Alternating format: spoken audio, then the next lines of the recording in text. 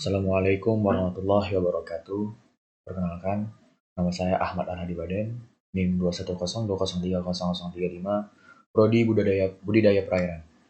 Di sini saya akan menjelaskan hutan mangrove.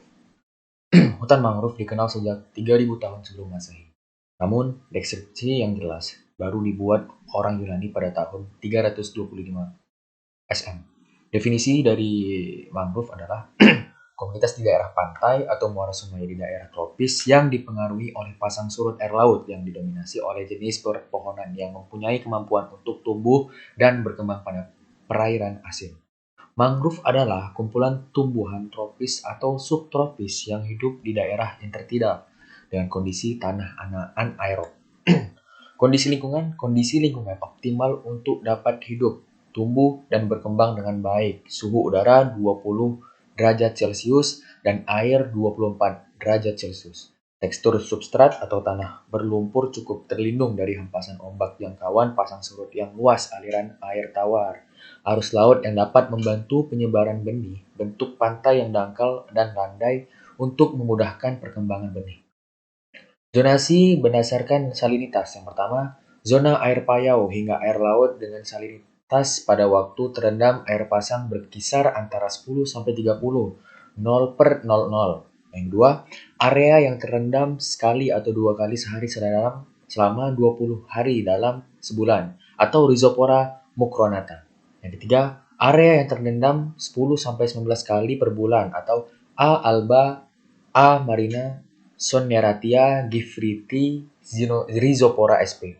Yang keempat, area yang terendam kurang dari 9 kali setiap bulan atau Rhizopora sp dan Bruguiera sp. Yang kelima, area yang terendam hanya beberapa hari dalam setahun atau Bruguiera gymnorrhiza Rhizopora apiculata. Yang keenam, zona air tawar hingga air payau di mana salinitas berkisar antara 0 sampai 10, 0,00 zonasi hutan mangrove di Indonesia. Area yang kurang lebih masih di bawah pengaruh pasang surut. Asosiasi MIPA. Yang kedua, area yang terendam secara musiman. Hibiscus dominan. Adaptasi tumbuhan yang beradaptasi secara sempurna terhadap kondisi lingkungan yang unik. Pohon mangrove mempunyai bentuk adaptasi khusus untuk hidup pada kondisi lingkungan yang sangat berubah-ubah atau dinamik terhadap kadar oksigen rendah atau cakar ayam penyangga. Terhadap kadar garam tinggi atau berdaun tebal dan kuat, ada jaringan penyimpan air, struktur stomata. Terhadap tanah labil atau struktur akar yang sangat ekstensif dan jaringan horizontal. Adaptasi akar, Rhizopora spp, sistem perakaran tongkat atau penyangga, Avicenna spp, Soneretia spp, dan Psilocarpus sp, sistem perakaran cakar ayam, Cerius spp, sistem perakaran papan, Bruguiera spp, sistem perakaran lutut. Adaptasi daun, mengandung banyak air atau mempunyai jaringan internal penyimpanan air, mengandung kelenjar garam untuk menjaga keseimbangan osmotik dan mengeluarkan garam. Adaptasi reproduksi, mempunyai bentuk khusus untuk mendukung perkembangan atau penyebaran benih, mengkecambahkan buahnya hingga sudah menjadi anakan sebelum jatuh. Sudah siap hidup dan tumbuh pada habitat yang terlalu tergenang.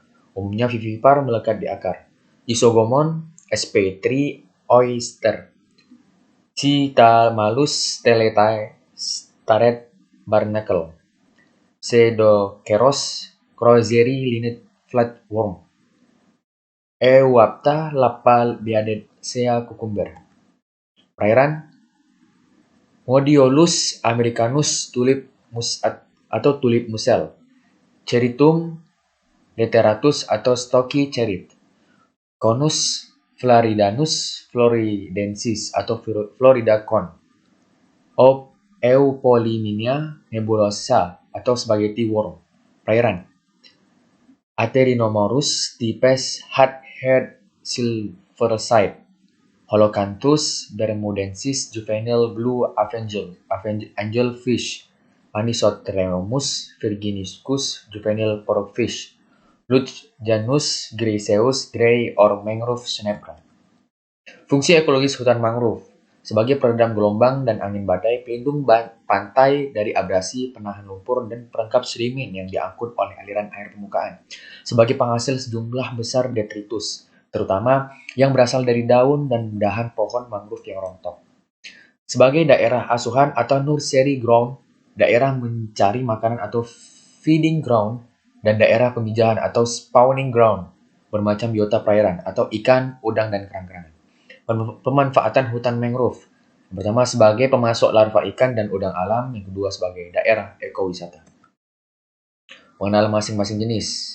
Yang pertama Rhizopora atau akar tunjang buah silinder, Bruguiera atau sama dengan akar lutut buah silinder, Soneratia atau sama dengan buah SPT apel akar nafas, Avicennia buah seperti kacang akar nafas, Cheiriops akar lutut, TNP akar udara buah silinder, Silocarpus akar papan atau banir, buah seperti bola, Aegikeras buah seperti cabai kecil.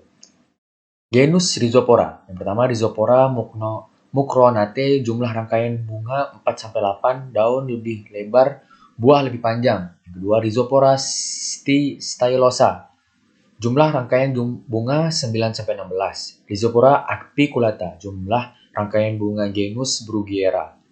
Bruguiera gymnorrhiza, rangkaian bunga 1, warna kelopak merah. Bruguiera parviflora, rangkaian bunga 3-4, warna kelopak putih. Bruguiera clydrica, rangkaian bunga 3, warna kelopak putih. Genus Caryopsis, Caryopsis tagal, buah menghadap ke bawah. Cotyledon berwarna kuning, Caryopsis decandra, buah menghadap ke atas, cotyledon berwarna merah. Genus Soneratia, Soneratia alba, benang sari putih, tangkai buah pendek, kelopak buah ke bawah. Soneratia caseolaris, benang sari merah, tangkai buah panjang, kelopak buah ke atas.